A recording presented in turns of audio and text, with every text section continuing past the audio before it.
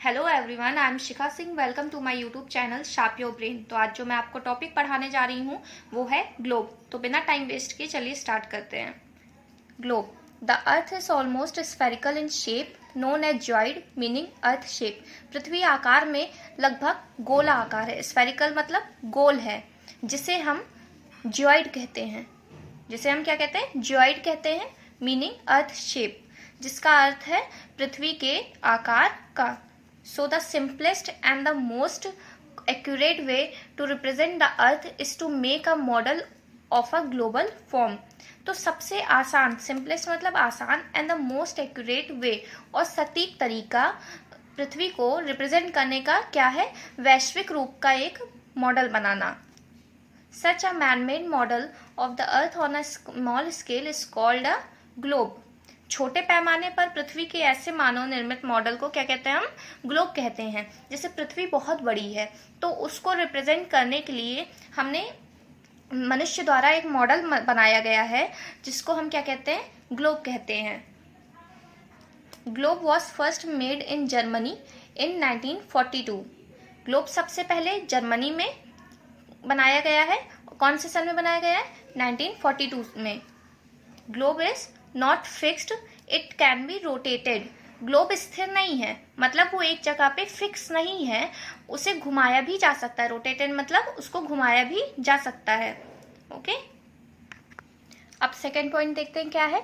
Countries, continents and oceans are shown in their correct size on the globe. Globe पर देश, countries मतलब देश, continents महाद्वीपों, and oceans महासागरों को उनके सही आकार में दिखाया गया है। ओके, तो ग्लोब में जो कंट्रीज, कॉन्टिनेंट्स एंड ओशियंस हैं, इनके करेक्ट साइज को दिखाया गया है। Navigators find out the shortest distance between 2 points with the help of a globe. Navigator मतलब नाविक। नाविक जो है वो ग्लोब की मदद से 2 पॉइंट मतलब 2 बिंदुओं के बीच की शॉर्टेस्ट डिस्टेंस को फाइंड आउट करते हैं। किसकी मदद से? ग्लोब की मदद से। ठीक है, but a globe has its limitation. Okay, तो ग्लोब की अपनी एक सीमा होती है।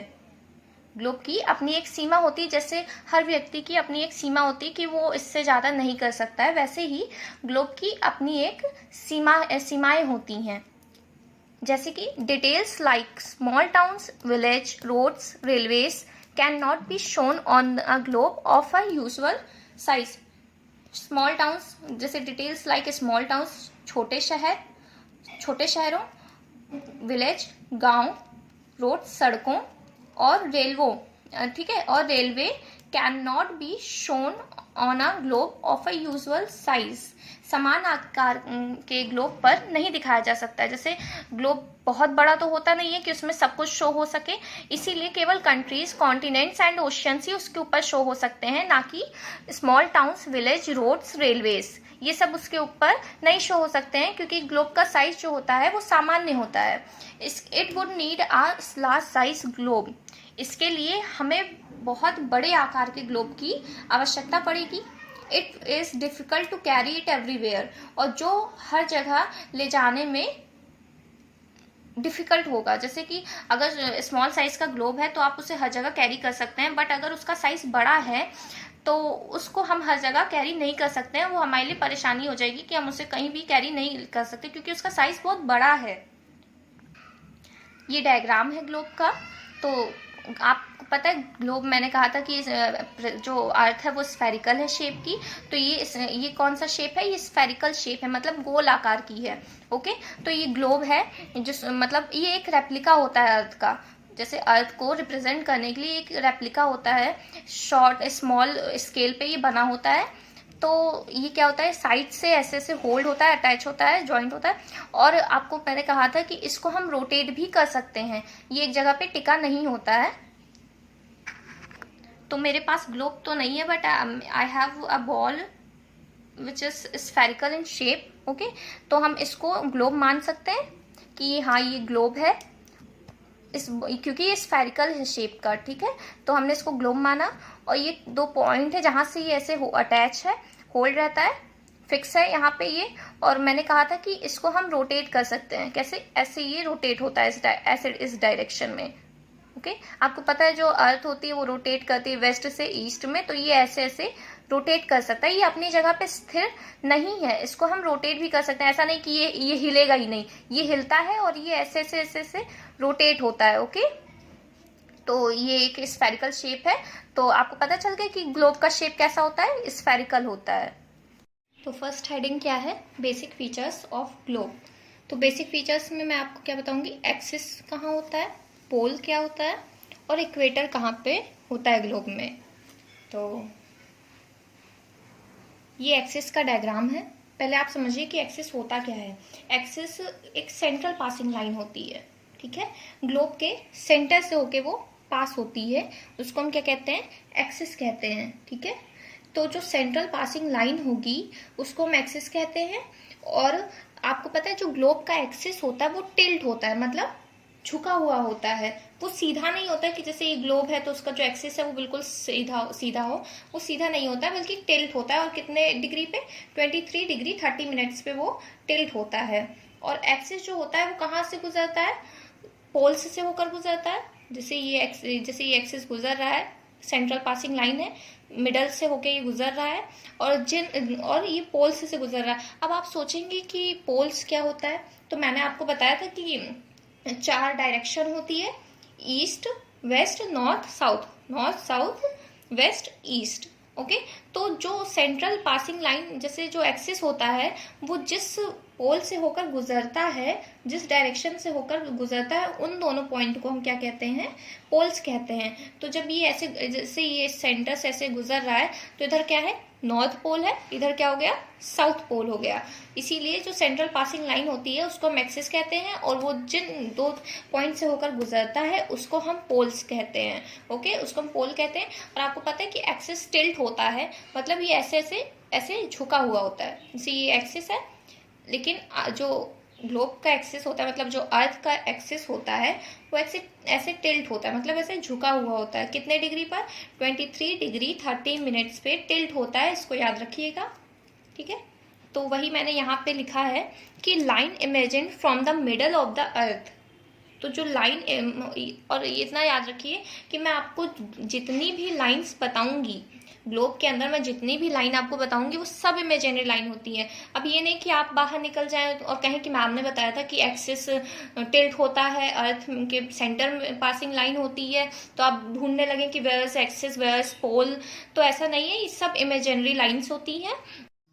तो फर्स्ट पॉइंट क्या है, line imagined from the middle of the earth axis, मतलब जो अर्थ के मिडल में जो लाइन, इमेजिनरी लाइन होती है, जो अर्थ के सेंटर से होकर इमेजिनरी लाइन गुजरती है, उसको हम क्या कहते हैं, एक्सिस कहते हैं। सेकेंड पॉइंट क्या है, the axis and poles are imaginary line. जैसे कि मैंने आपको बताया कि एक्सिस और पोल्स, मैं जितनी भी लाइनें बताऊंगी वो सब इमेजिनरी लाइन है, मतलब वो रियल में एक्सिस्ट नहीं करती हैं, वो केवल केवल एक इमेजिनेशन लाइन्स होती हैं कि यहाँ पे एक्सिस होता है, यहाँ पे पोल होता है। थर्ड पॉइंट क्या है, the earth moves from west to east. जो अर्थ है वो मूव करता है वेस्ट से ईस्ट के डायरेक्शन में। तो जैसे कि ये अर्थ समझ लीजिए आप, और आपको पता है डायरेक्शन इधर नॉर्थ होता है, इधर साउथ होता है, इधर वेस्ट होता है और इधर ईस्ट होता है। तो अर्थ है वो वेस्ट टू ईस्ट रोटेट करता है। तो कैसे रोटेट करेगा, कैसे रोटेट करे, ऐसे रोटेट करेगा, ठीक है, वेस्ट से ईस्ट की डायरेक्शन में ऐसे रोटेट करेगा। तो थर्ड पॉइंट क्लियर हुआ। फोर्थ पॉइंट क्या है, similarly another imaginary line running on the globe divides it into 2 equal parts equator. तो ग्लोब क्या है, ग्लोब एक स्फेयर है। स्फेयर मतलब ये क्या है, ये एक स्फेयर है, ठीक है। ग्लोब क्या है, एक स्फेयर है, मीन राउंड है, गोल है, और उसको मिडल से मतलब बीच से एक लाइन जो होती है डिवाइड कर देती है। वो कौन सी लाइन है, लैटिट्यूड। अभी इतना समझिए कि एक स्फेयर को बीच सेंटर से डिवाइड कर देने वाली लाइन लैटिट्यूड कहलाती है। आगे चल के मैं आपको बताऊंगी कि लैटिट्यूड क्या होता है, बट अभी इतना समझिए कि एक स्फेयर को सेंटर से डिवाइड कर देने वाली लाइन लैटिट्यूड कहलाती है। तो ग्लोब फिर क्या होगा कि ग्लोब जब यहाँ से डिवाइड होगा तो ग्लोब दो इक्वल पार्ट में डिवाइड हो जाएगा, तो दो इक्वल पार्ट में कौन डिवाइड कर रहा है, लैटिट्यूड डिवाइड कर रहा है, तो वो लैटिट्यूड क्या कहलाएगा, इक्वेटर कहलाएगा। ये देखिए ये क्या है, ये क्या है, ये लैटिट्यूड हो गया, ठीक है। तो ये लैटिट्यूड क्या कहलाएगा, इक्वेटर कहलाएगा। मतलब इस ग्लोब को सॉरी एक्स्ट्रा लाइन चली गई, बन गई इसमें तो ओके, इस पे मत फोकस दीजिएगा, ये कोई लाइन नहीं है, बाय मिस्टेक हो गया। देन ये लाइन है, ये लैटिट्यूड है, ये स्फेयर मतलब गोल, स्फेयर मतलब राउंड, तो राउंड स्फेयर को, ग्लोब स्फेयर की शेप का है, तो इसको डिवाइड कर देने वाली, सेंटर से डिवाइड कर देने वाला लैटिट्यूड क्या कहलाएगा, इक्वेटर कहलाएगा। मैं बस यही समझाना चाहती हूँ कि स्फेयर शेप का ग्लोब होता है, उसको सेंटर से दो इक्वल पार्ट में, देखिए इधर भी इतना है और इधर भी इतना है, तो मतलब दो इक्वल पार्ट में डिवाइड कर देने वाला लैटिट्यूड क्या कहलाता है, इक्वेटर कहलाता है, ठीक है। Equator divides the globe into two hemisphere, northern and southern hemisphere. Equator जो होता है, मैंने क्या कहा था कि सेंटर से डिवाइड करता है स्फेयर को, तो आपको पता है कि अगर स्फेयर को डिवाइड करेंगे तो वो हाफ क्या बनेगा, हेमिस्फेयर कहते हैं। स्फेयर को डिवाइड करने के बाद जो आधा आधा पार्ट होता है उसको क्या कहते हैं, हेमिस्फेयर कहते हैं, ओके। तो इक्वेटर ये देखिए 20 से डिवाइड किया, हाफ इधर हेमिस्फेयर बना और आधा इधर हेमिस्फेयर बना, तो जो नॉर्थ की तरफ है, जो नॉर्थ की तरफ है वो नॉर्दर्न हेमिस्फेयर हो गया, और ये किस साइड, इधर साउथ होता है ना, इधर साउथ पोल है, तो साउथ की तरफ जो पार्ट होगा हेमिस्फेयर का वो क्या कहलाया जाएगा, सदर्न हेमिस्फेयर कहलाया जाएगा, ओके। तो इक्वेटर से डिवाइड हुआ, इधर northern hemisphere, this one is a southern hemisphere. Equator represent the 0 degree, ठीक है। तो इक्वेटर जो होता है वो क्या रिप्रेजेंट करता है, 0 डिग्री रिप्रेजेंट करता है, ठीक है। तो नेक्स्ट हेडिंग कौन सी है, लैटिट्यूड्स एंड लॉन्गिट्यूड्स। लैटिट्यूड्स हम ऐसे समझ सकते हैं कि जो लेटी लाइंस हैं वो लैटिट्यूड, लेटी हुई मतलब लैटिट्यूड्स, और जो लॉन्ग है वो कौन सी हुई, लॉन्गिट्यूड्स हुई, ओके। तो ये डायग्राम है जिसमें मैंने रिप्रेजेंट किया है कि ये स्ट्रेट जो लाइन है फ्रॉम नॉर्थ टू साउथ जो लाइन रन कर रही है वो लॉन्गिट्यूड है। ये कौन सी होती है, ये लाइन वर्टिकल होती है, इसको कौन सी लाइन कहते हैं, इसको वर्टिकल लाइन कहते हैं। और लॉन्गिट्यूड जो होती है वो नॉर्थ से साउथ के डायरेक्शन में ड्रॉन होती है ग्लोब पर, और जो लैटिट्यूड होती है वो वेस्ट टू ईस्ट के डायरेक्शन में ऐसे ड्रॉ होती है, और ये कौन सी लाइन है, हॉरिजेंटल लाइन है। अब इस डायग्राम से आप समझ गए होंगे कि लॉन्गिट्यूड कैसी होती है और लैटिट्यूड कैसी होती है। अब आप आराम से आइडेंटिफाई कर लेंगे कि ये जो होती है ये वर्टिकल होती है, एंड जो लैटिट्यूड होती है वो हॉरिजेंटल होती है, और longitude north to south map में ग्लोब पर ड्रॉन होती है, और latitude west to east drawn होती है। अब फर्स्ट पॉइंट देखते हैं क्या है, latitude are the imaginary lines drawn on globe from west to east horizontal. वही लाइन बार बार रिपीट हो रही है कि पहली बात तो मैंने बताया था आपको कि मैं ग्लोब पे जितनी भी लाइन बताऊंगी, जितनी भी लाइन ग्लोब पर ड्रॉन होंगी वो सब इमेजिनरी लाइन होंगी, वो रियल में एग्जिस्ट नहीं करती हैं। वैसे ही लैटिट्यूड जो है वो रियल में एग्जिस्ट नहीं करता है, ये इमेजिनरी लाइन है जो कि ग्लोब पर ड्रॉ होती है वेस्ट टू ईस्ट, जैसे मैंने डायग्राम में बताया था आपको, कहाँ से, वेस्ट टू ईस्ट ये ड्रॉन होती है, ओके। सेकेंड पॉइंट क्या है, there are 180 parallels of latitude. Total कितने लैटिट्यूड्स होते हैं, 180 लैटिट्यूड्स होते हैं। जैसे ये है, ये क्या है, ये ग्लोब है, बीच सेंटर में कौन सी लाइन थी, कौन सा लैटिट्यूड था, वो जो सेंटर में लैटिट्यूड था जो स्फेयर को डिवाइड कर रहा था उसको हम क्या कह रहे थे, इसको हम इक्वेटर कह रहे थे।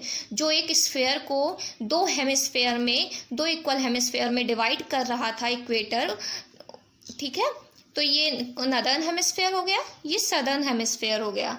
तो अब हमने क्या कहा कि there are 180 parallels of latitude, मतलब टोटल कितने लैटिट्यूड ड्रॉ होंगे ग्लोब पर, 180, मतलब ऐसी कितनी लाइनें ड्रॉ होंगी, लेटी हुई कितनी लाइनें ड्रॉ होंगी, 180 टोटल लाइंस ड्रॉ होंगी ग्लोब पर, ओके। तो नेक्स्ट क्या है कि 90 to the north of the equator and 90 to the south of the equator. 90 north के साइड होंगी और 90 साउथ के साइड होंगी। इक्वेटर ने डिवाइड किया और इक्वेटर के ऊपर इधर क्या होता है, नॉर्थ होता है, ये कौन सा एरिया है, ये कौन सा पोल है, ये नॉर्थ पोल है, और ये कौन सा पोल है, ये साउथ पोल है। तो मतलब नॉर्थ पोल में 90 लैटिट्यूड्स होंगे और साउथ पोल में 90 लैटिट्यूड्स होंगे। क्यों होंगे? क्योंकि जो नदर्न हेमिस्फेयर है वो सदर्न हेमिस्फेयर के इक्वल होता है, दोनों हेमिस्फेयर एक दूसरे के इक्वल होते हैं। इसीलिए अगर नदर्न हेमिस्फेयर में 90 लैटिट्यूड्स हैं तो सदर्न हेमिस्फेयर में भी 90 लैटिट्यूड्स होंगे। तो अगर पूरे स्फेयर की बात करें तो टोटल कितने होंगे, 180, 90 प्लस 90, टोटल कितने लैटिट्यूड्स ड्रॉ हुए, 180 लैटिट्यूड्स ड्रॉ होंगे। तो ये लाइन आपको समझ आई। थर्ड लाइन क्या है कि थर्ड पॉइंट क्या है, the latitude mark in the northern hemisphere are called north latitude and the latitude marked in the southern hemisphere are called southern latitude।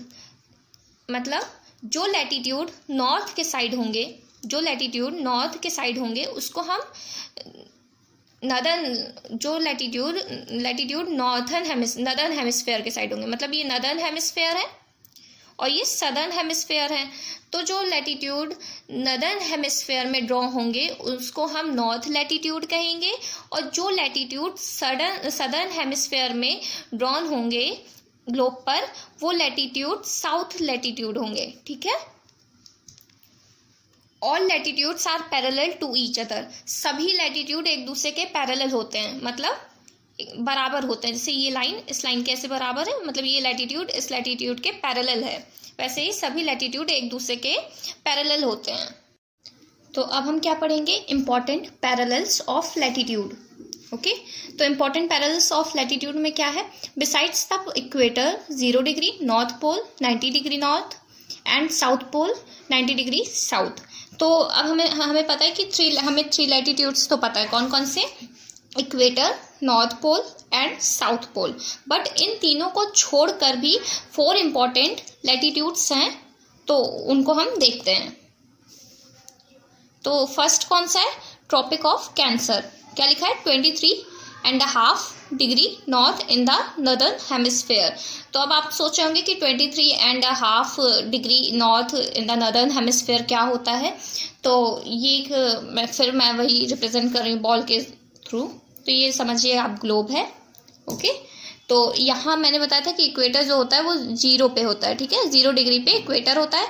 तो अब हम नॉर्थ के साइड पे 1 डिग्री 2 डिग्री 3 डिग्री 4 डिग्री ऐसे बढ़ते जाएंगे। कहाँ तक जाएंगे, नॉर्थ की तरफ हम 1 डिग्री 2 डिग्री 3 डिग्री कहाँ तक जाएंगे, 23.5 डिग्री नॉर्थ तक। फिर हम एक पैरेलल लैटिट्यूड ड्रॉ कर देंगे, इसी के पैरेलल में एक लैटिट्यूड जो ड्रॉ करेंगे उस लैटिट्यूड को हम क्या कहेंगे, Tropic of Cancer. Okay, second कौन सा है, ट्रॉपिक ऑफ कैप्रिकॉर्न। क्या लिखा है, 23.5 degree south in the southern hemisphere. अब हम साउथ के, ये कौन सा है, ये सदर्न पार्ट है, तो ये साउथ पोल है। तो अब हम साउथ हेमिस्फेयर में आगे जाएंगे, कहाँ तक जाएंगे, 1 डिग्री 2 डिग्री 3 डिग्री 4 डिग्री ऐसे करते करते कहाँ तक जाएंगे, 23.5 डिग्री साउथ में। ओके, तो यहाँ पे जो फिर एक पैरेलल लैटिट्यूड ड्रॉ होगा। इस लैटिट्यूड को हम क्या कहेंगे, इस लैटिट्यूड को हम कहेंगे Tropic of Capricorn. Okay, third क्या है, Arctic Circle at 66.5 degree north of the equator. अब हम फिर क्या करेंगे, जैसे हम 23.5 डिग्री तक गए थे तो हमें ट्रॉपिक ऑफ कैंसर मिला। अब हम नॉर्थ साइड पे आगे जाएंगे, 23.5 24 25 डिग्री 26 ऐसे करते करते कहाँ तक जाएंगे, 66.5 डिग्री नॉर्थ तक जाएंगे। फिर हम एक लैटिट्यूड ड्रॉ करेंगे, उसको हम क्या कहेंगे, आर्कटिक सर्कल। फिर जो एक सर्कल ड्रॉ होगा नदर्न हेमिस्फेयर के साइड में, वो सर्कल क्या कहलाएगा, आर्कटिक सर्कल कहलाएगा।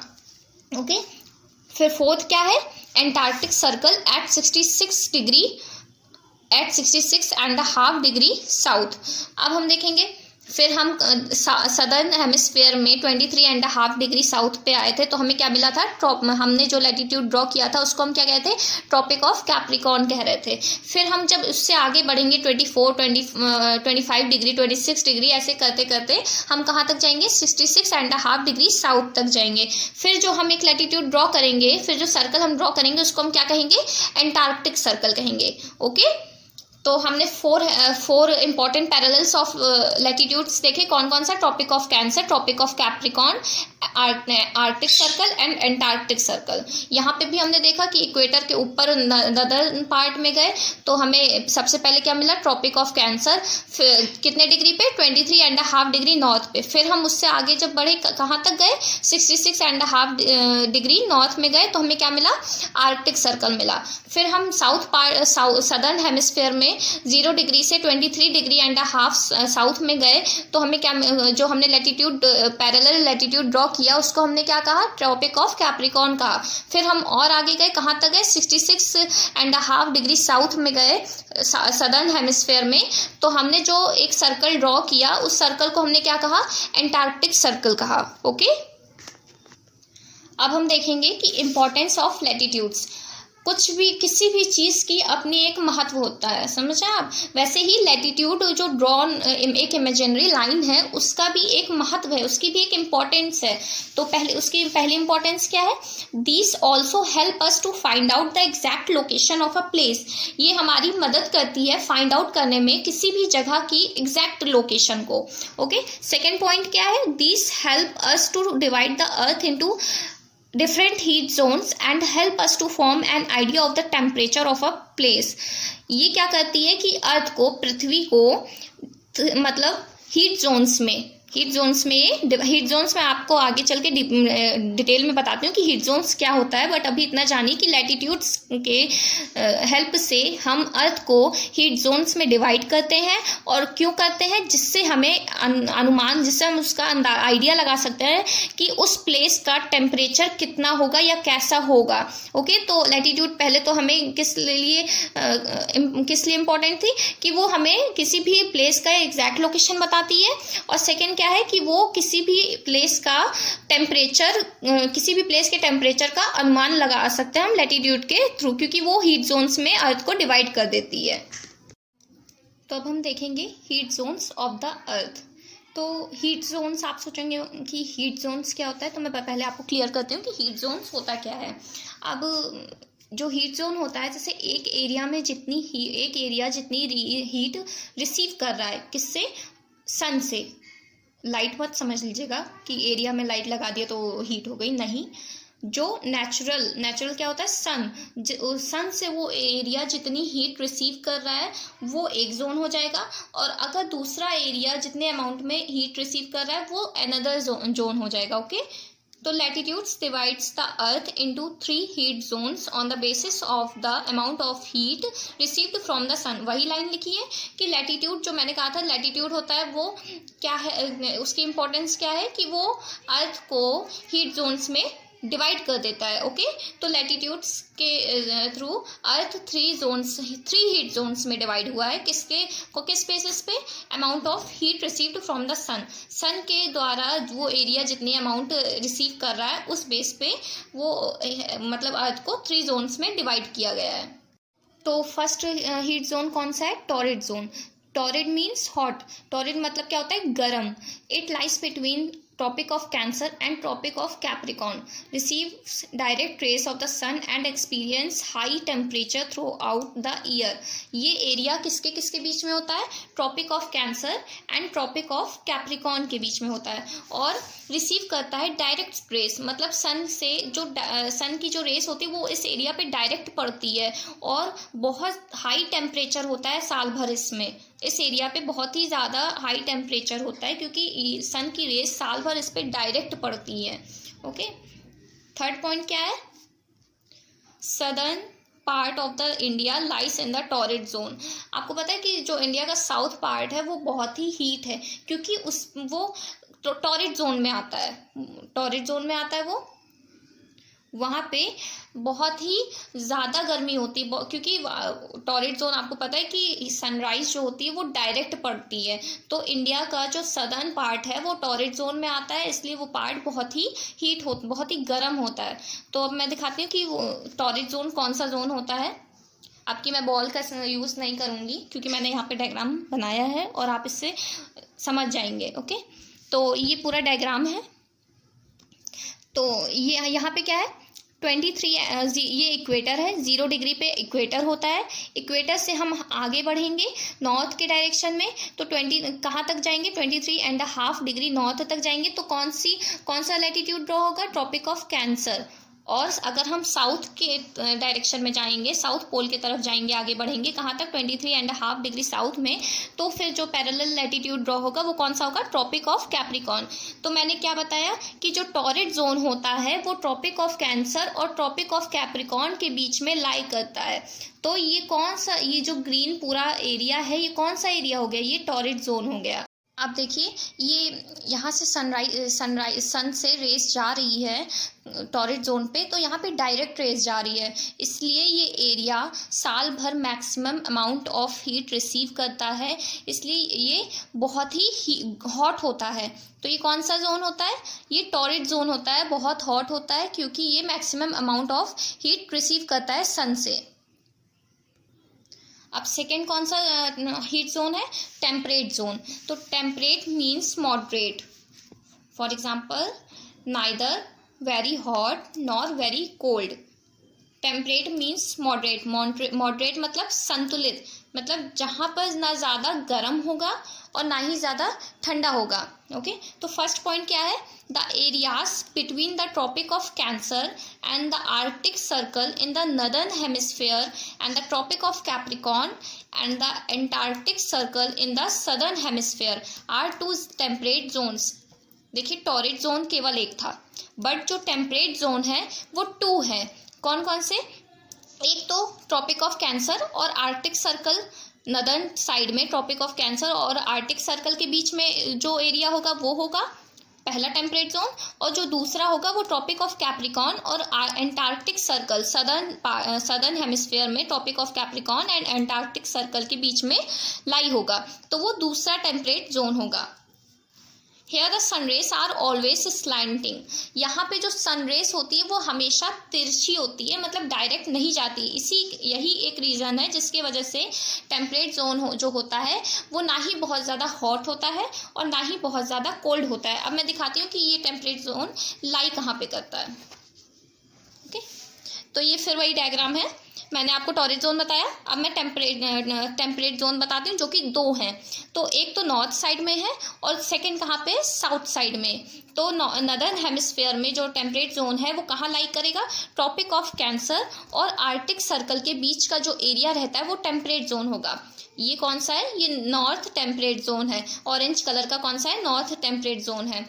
और जो सदर्न हेमिस्फेयर में टेम्परेट जोन होगा वो कहाँ लाई करेगा, कहाँ पे दिखेगा, ट्रॉपिक ऑफ कैप्रिकॉर्न और एंटार्क्टिक सर्कल के बीच में जो एरिया रहेगा, ये ऑरेंज एरिया, दिस वन, ये साउथ टेम्परेट जोन होगा। तो 2 टेम्परेट जोन हो गए, एक तो नॉर्थ टेम्परेट जोन, एक तो साउथ टेम्परेट जोन। ओके, तो यहाँ पे जो सनरेज देखिए स्लैंटिंग है, मतलब तिरछी है, तो इस वजह से ये जो एरिया रहता है ये ना ही बहुत ज़्यादा हॉट होता है और ना ही बहुत ज़्यादा कोल्ड होता है। अब थर्ड कौन सा हीट जोन है, frigid zone. Third heat zone कौन सा है, फ्रिजिड जोन है। फ्रिजिड मीन्स कोल्ड, सबकी मीनिंग थी वैसे ही सारे जोन की मीनिंग है, तो थर्ड वाले की मीनिंग क्या है, फ्रिजिड मीन्स कोल्ड। फ्रिजिड मतलब ठंडा।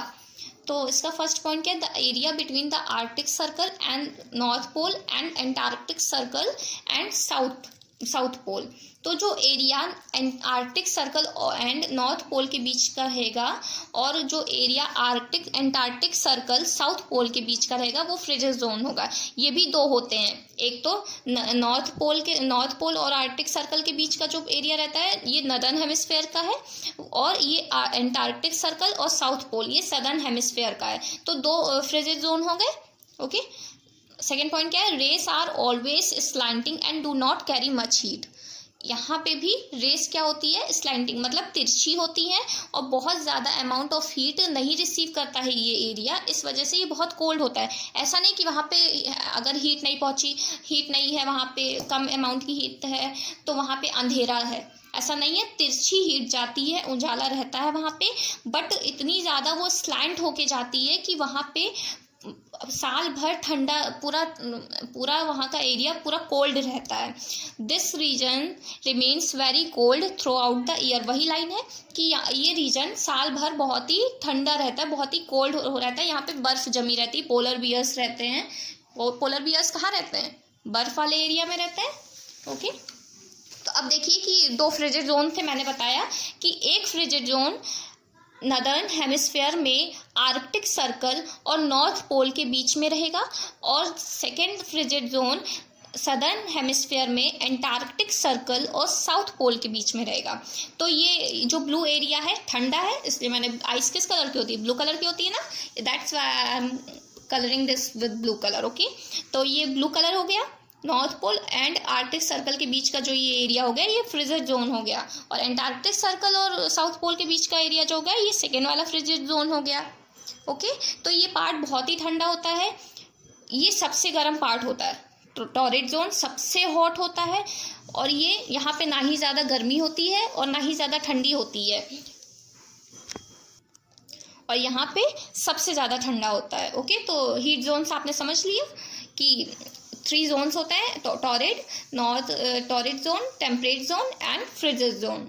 तो अब हम क्या पढ़ेंगे? लॉन्गिट्यूड। लैटिट्यूड्स हमने पढ़ लिया है, अब हम पढ़ेंगे लॉन्गिट्यूड्स।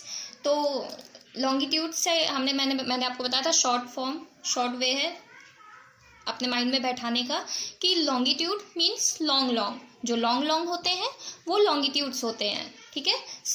और आपको मैं एक बात बता दूं कि सिर्फ लैटिट्यूड से ही आप किसी भी प्लेस की एग्जैक्ट लोकेशन को फाइंड आउट नहीं कर सकते हैं। आपको लॉन्गिट्यूड्स की भी नीड होती है, आपको लॉन्गिट्यूड्स की भी ज़रूरत पड़ेगी किसी भी चीज़ के, किसी भी जगह के एग्जैक्ट लोकेशन को फाइंड आउट करने के लिए।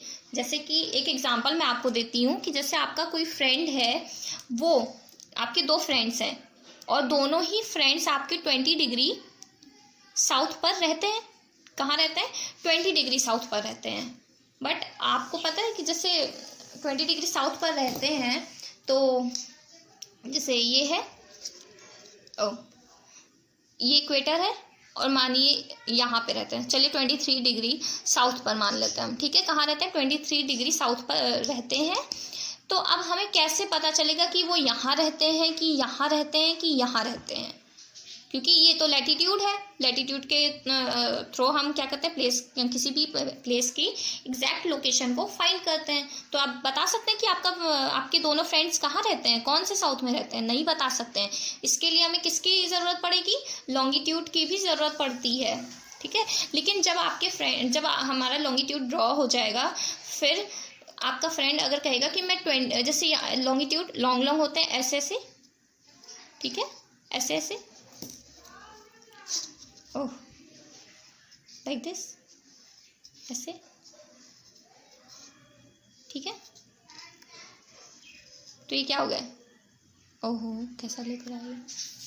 ओके, फिर आप समझ लीजिए कि ये लॉन्गिट्यूड्स हैं और ये लैटिट्यूड्स हैं।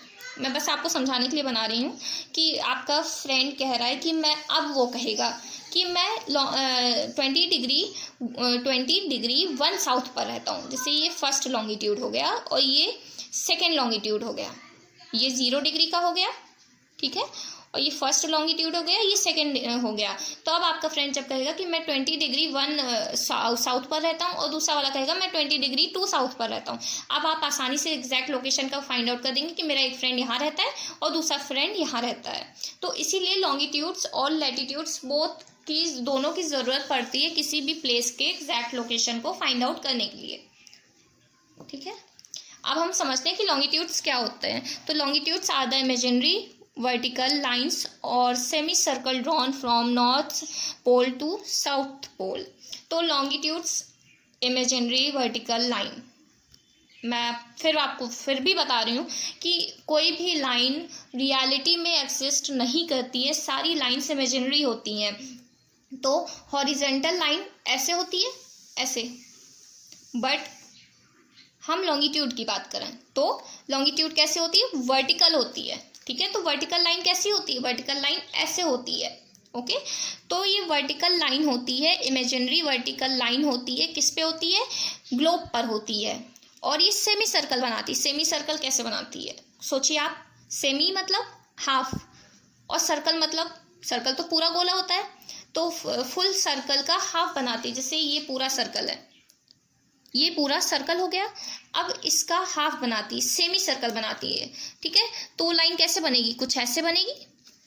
ठीक है, तो ये क्या हो गया, ये सेमी सर्कल बनाती है। कहाँ से, ये जैसे ये मैप, अरे सॉरी, ग्लोब हो गया, ये सेमी सर्कल इसने बनाया कहाँ से, नॉर्थ से साउथ की डायरेक्शन में। ओके, तो ये लॉन्गिट्यूड्स नॉर्थ से साउथ की डायरेक्शन में एक वर्टिकल इमेजिनरी लाइन बनाती है, या उसे हम सेमी सर्कल भी कह सकते हैं। ठीक है, तो ये क्या हो गया, ये लॉन्गिट्यूड हो गया। सेकेंड पॉइंट क्या है, longitude are also called meridians. अब हम लॉन्गिट्यूड्स क्या कहते हैं, लॉन्गिट्यूड्स को हम क्या और भी कह सकते हैं, मेरिडियंस। कंफ्यूज मत होइएगा कि मेरिडियन क्या होता है, लॉन्गिट्यूड क्या होता है। लॉन्गिट्यूड को हम मेरिडियन भी कहते हैं। और थर्ड पॉइंट क्या है, the longitude drawn in the middle of the globe of a middle of a globe from north to south is called prime meridian। अब ये बहुत इंपॉर्टेंट डेफिनेशन है कि प्राइम मेरिडियन होता क्या है। तो लॉन्गिट्यूड जो ड्रॉ होंगे in the middle of the globe, globe के मिडल में जो लॉन्गिट्यूड ड्रॉ होगा नॉर्थ से साउथ के डायरेक्शन में, उसको हम प्राइम मेरिडियन कहते हैं। ये 0 डिग्री होता है, मतलब सबसे पहला जो लॉन्गिट्यूड ड्रॉ होगा वो कौन सा होगा, प्राइम मेरिडियन उसे हम कहते हैं। ठीक है, कहाँ से, जो सेंटर में होगा, मिडल में होगा, नॉर्थ से साउथ की डायरेक्शन में ड्रॉ होगा, उसको हम प्राइम मेरिडियन कहेंगे, जिसकी डिग्री क्या है, 0 होगी। आगे मैं आपको डायग्राम में दिखाऊंगी कहाँ पे होता है प्राइम मेरिडियन। ओके, तो फोर्थ पॉइंट क्या है, इट डिवाइड्स द मैप और a globe into 2 hemisphere, western and eastern hemisphere. जैसे लैटिट्यूड में हमने देखा था कि वो सदर्न और नदर्न हेमिस्फेयर में डिवाइड कर रहा था, वैसे ही जो 0 डिग्री लॉन्गिट्यूड है जिसको हम प्राइम मेरिडियन कहते हैं, वो ग्लोब को 2 इक्वल हेमिस्फेयर में डिवाइड करेगा।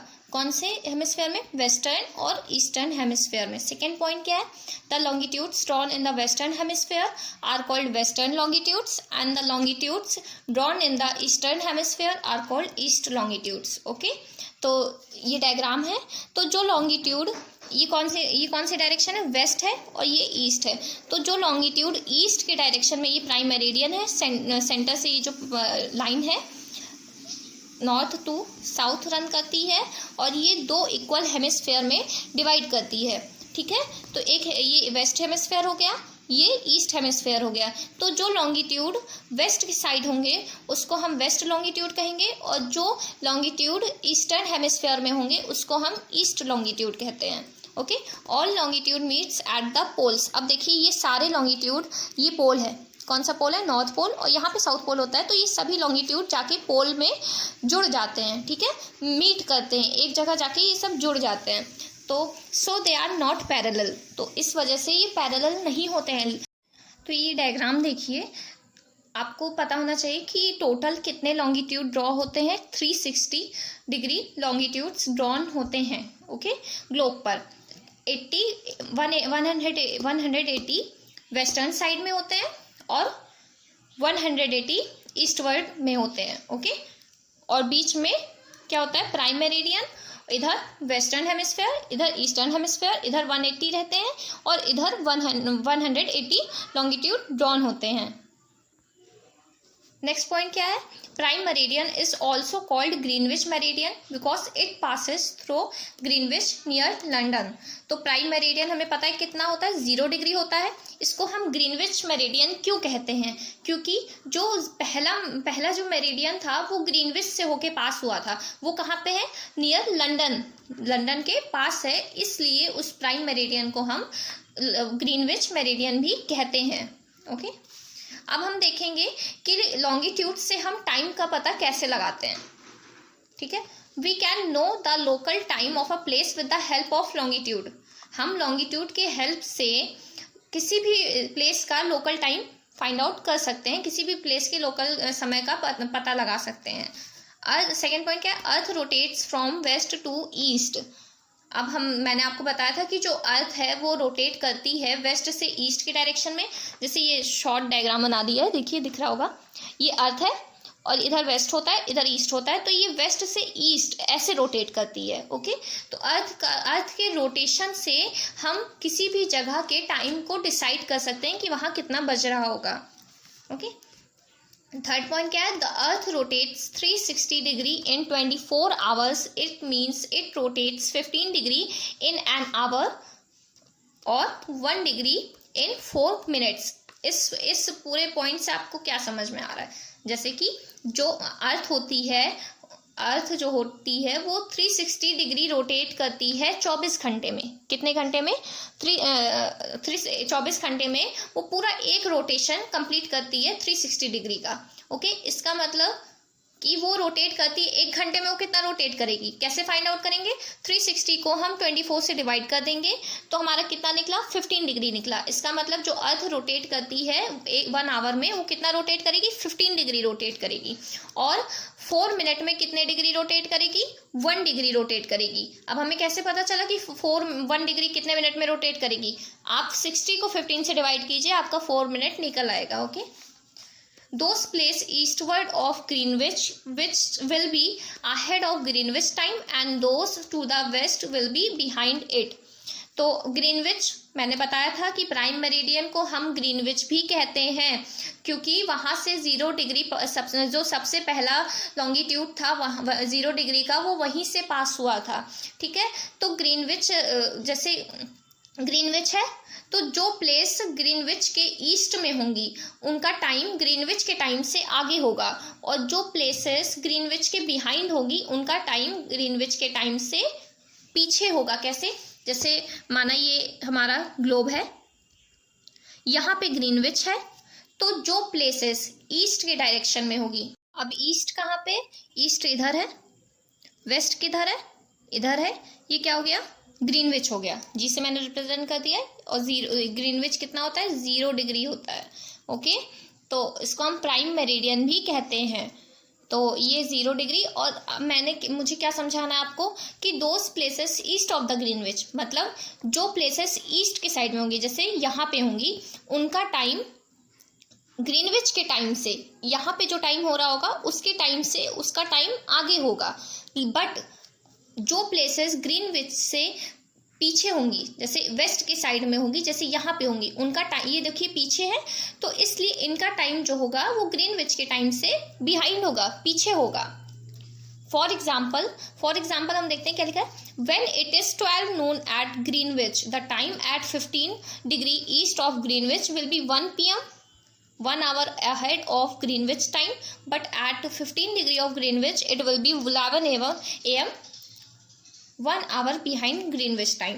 तो एग्जाम्पल से मैं आपको समझाती हूँ कि मैं आपको क्या बताना चाहती हूँ। जैसे कि यहाँ पे क्या बज रहा है? यहाँ ग्रीनविच है, तो ग्रीनविच सबसे 0 डिग्री पे होती है और यही डिवाइड करती है वेस्टर्न और ईस्टर्न हेमिस्फीयर में। ठीक है, तो अगर यहाँ पे ग्रीनविच में 12 बज रहे होंगे तो जो प्लेसेस अगर 15 डिग्री यहाँ पे है, मे बी 15 डिग्री यहाँ पे है, यहाँ पे 0 डिग्री है, तो यहाँ पे हम 15 डिग्री ले लेते हैं। ठीक है, तो यहाँ इस प्लेस पे कितना होगा? वेस्ट है ये, सॉरी पहले मैं ईस्ट बताती हूँ।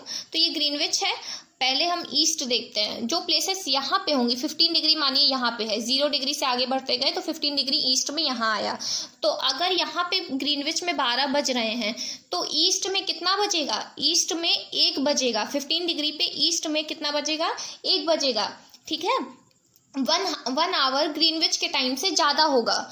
अगर बात करें कि ग्रीनविच में फिर वही देखते हैं कि ग्रीनविच में 12 बज रहे हैं, और अगर हम बात करें वेस्ट 15 डिग्री वेस्ट पे बात करें ग्रीनविच के, तो वेस्ट किधर है? इधर है। 15 डिग्री मान लेते हैं, ये 0 डिग्री से बढ़ते हैं आगे, 15 डिग्री यहाँ पे है। तो यहाँ का टाइम क्या होगा? यहाँ के टाइम पे यहाँ 12 बज रहे थे, तो यहाँ के टाइम से 1 आवर बिहाइंड होगा। तो यहाँ कितना बज जाएगा? 11 बजेगा यहाँ। ठीक है, यहाँ पे 11 बजेंगे।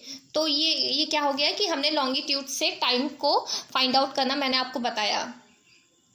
तो हमारा टॉपिक यहीं पे आज फिनिश होता है। तो मैंने आपको ग्लोब में क्या क्या बताया? मैंने आपको क्या बताया? ग्लोब के बेसिक फीचर्स बताए, फिर मैंने उसके लॉन्गिट्यूड एंड लैटिट्यूड्स बताया, देन मैंने उसके 4 पैरेलल्स बताए, और जो लैटिट्यूड्स है वो हीट जोन्स में आपको डिवाइड करता है वो बताया, लॉन्गिट्यूड्स क्या होते हैं वो बताया, और बताया कि मैंने कि लॉन्गिट्यूड की हेल्प से हम टाइम को कैसे फाइंड आउट करते हैं। तो ये पूरा इस पूरे ग्लोब में ये टॉपिक इंक्लूड्स थे। तो आई होप आप सबको समझ में आया होगा। थोड़ा ध्यान से पढ़िएगा, बहुत टफ नहीं है कुछ भी, सब अच्छे से आ जाएगा। और जहाँ ना आए आप मुझे मैसेज के थ्रू चैट बॉक्स में टाइप कर दीजिए कि यस मैम मुझे ये टॉपिक नहीं समझ, ये चीज़ नहीं समझ में आई या ये लाइन नहीं समझ में आई, तो मैं आपको उसको दोबारा बता दूंगी। Okay, thank you.